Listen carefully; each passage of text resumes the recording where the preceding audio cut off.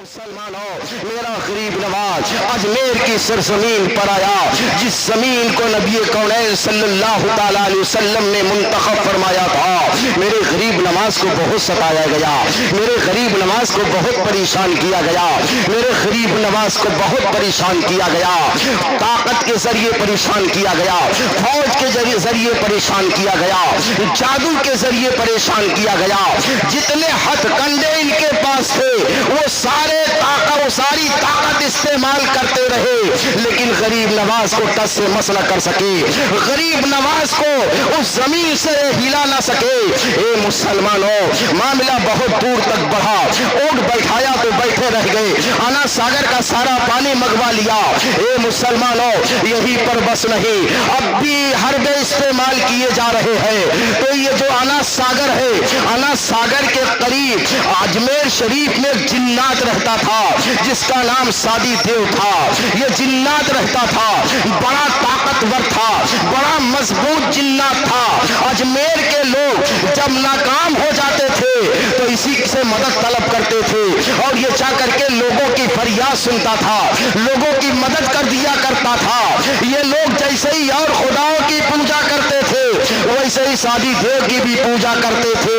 اب آخری حربہ استعمال کیا، سادی دیو کا سہارا لیا، سادی دیو سے کہا جاؤ تم محمد کو اس فقیر کا مقابلہ کرو۔ سادی دیو جب چلتا تھا تو زمین ہلتی تھی، ایسا محسوس ہوتا تھا، اتنا طاقتور، اتنا مضبوط تھا۔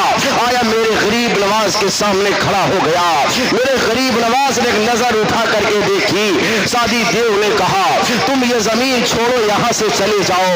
میرے غریب نواز نے کہا نہیں، میں یہاں سے جانے کے لیے نہیں آیا ہوں، یہیں سے میں اسلام کا پرچار اور پرسار کرنے کے لیے آیا ہوں، یہیں سے محمد عربی کا جھنڈا بلند کرنے آیا ہوں۔ محترم حضرات، سادی دیو میرے غریب نواز کے درمیان بہت ساری باتیں ہوئی۔ سادی دیو نے کہا اگر آپ یہاں سے گئے نہیں تو یہ دونوں انگلیوں کا اشارہ کیا، کہا انہی دونوں انگلیوں کے درمیان میں آپ کو مسل کر کے رکھ دوں گا، آپ کو تباہ و برباد کر دوں گا۔ میرے غریب نواز نے کہا سادی دیو تو طاقت کا پہاڑ ہوگا، اپنی جگہ پر ہوگا، لیکن موت اور حیات میرے رب کے ہاتھ میں ہے، میرے خالق اور میرے مالک، میرے معبود کے ہاتھ میں ہے، میری موت اور حیات تیرے ہاتھ میں نہیں ہے۔ گفتگو ہوتی رہی، میرے غریب نواز نے کہا اے سادی دیو تو بھی کلمہ پڑھ لے، تو بھی کلمہ پڑھ لے، اگر تو نے کلمہ پڑھ لیا تو جو تیرے دل میں تمنا ہے انشاءاللہ وہ تیری تمنا پوری ہو جائے گی۔ سادی دیو نے کہا میری کون سی تمنا ہے، لوگ میری عبادت کرتے ہیں، لوگ میری پوجا کرتے ہیں، لوگ مجھ کو مدد کے لیے بلاتے ہیں، میری کون سی تمنا ہے؟ میرے غریب نواز نے کہا تیری تمنا ہے۔ کہا کیا میری تمنا ہے؟ کہا سن، جب رات کی تاریکی چھا جاتی ہے تو فلاں بت خانے میں جاتا ہے کہ نہیں جاتا؟ کہاں جاتا ہوں؟ آپ نے فرمایا وہاں ایک مورتی ہے، بڑی حسین و جمیل ہے، بڑی خوبصورت ہے، تو نے اسے دل دے دیا ہے، تو نے اسے دل دے دیا ہے، تو اس سے جا کر کے کہتا ہے مجھ سے باتیں کر، مجھ سے باتیں کر، مجھ سے باتیں کر، وہ تجھ سے بات نہیں کرتی۔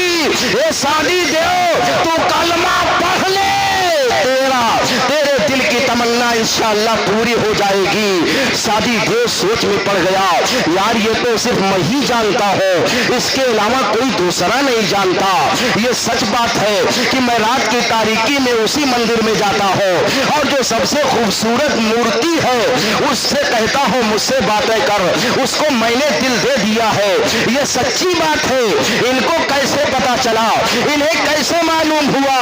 اس کا مطلب یہ ہے واقعی میں محمد عربی کا فقیر ہے، واقعی میں اللہ کا ولی ہے۔ سادی دیو نے کہا جلدی کیجئے، اپنا ہاتھ بڑھائیے اور مصطفیٰ کا کلمہ پڑھا دیجئے۔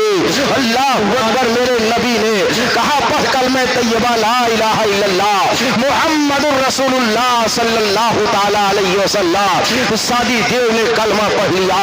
اے مسلمانوں، اس کے بعد میرے غریب نواز کا ہاتھ پکڑا، کہا چلیے میرا تو کام کیجئے۔ آپ نے کہا کلمہ پڑھ، میں نے تو کلمہ پڑھ لیا ہے، لیکن میرا کام کون کرے گا؟ میرے غریب نواز فرماتے ہیں اے سادی دیو اب وہاں مجھے جانے کی ضرورت نہیں ہے، تو چلا جا اور اس سے کہہ دے تجھے غریب نواز نے یاد کیا ہے۔ اللہ اکبر، کیا شان ہے اجمیر والے خواجہ کی، کیا شان ہے عطائے رسول کی، کیا شان ہے ہندل ولی کی۔ وہ سادی دیو مندر کے اندر جاتا ہے اور جانے کے بعد اس کے ہاتھ کو پکڑا، کہا چل غریب نواز بلا رہے ہیں۔ تاریخ بتاتی ہے وہ مورتی اس میں جان پیدا ہو گئی، پکڑ کر کے میرے غریب نواز کی بارگاہ میں لایا۔ میرے غریب نواز نے اس کا نکاح سادی دیو سے کر دیا۔ یہ ہندل ولی ہے، یہ عطائے رسول ہے، یہ غریب نواز ہے۔ اللہ اکبر مسلمانوں، میرے غریب نواز کی کرامتیں تو بے شمار کرامتیں ہیں۔